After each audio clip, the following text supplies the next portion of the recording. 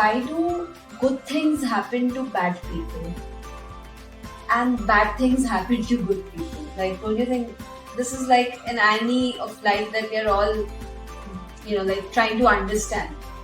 So what is your take on it? Like, is there anything called karma? If there is, then why does this happen? I'll tell you one story. One time there was a king, and this king had a minister. This minister was a very devoted person. In fact, every statement you speak to him, or the king used to tell him, he used to say, whatever is the desire of the Lord. Whatever will happen is only by grace of God, and whatever happens always happens for good.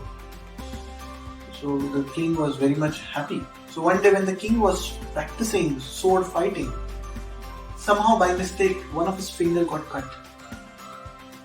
Now he was crying and yelling and he was in great pain.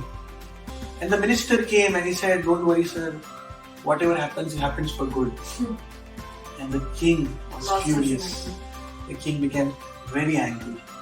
And the king said, how can you say my finger is cut and it's good? Don't you love me and this is the way you treat me? Get lost.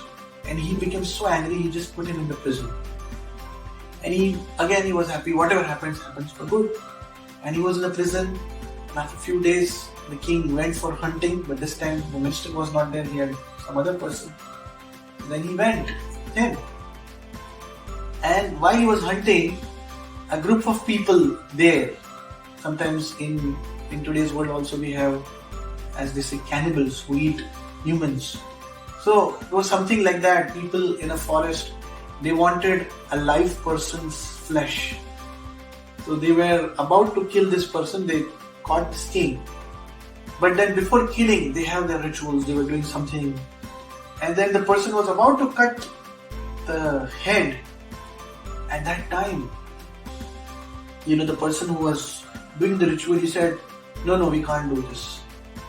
He said, what happened? Why? And they speak something in the different language they could understand. But later on he could understand that although this body was supposed to be offered or it was supposed to be sacrificed or whatever, but it was unfit for sacrifice because it was not a full body.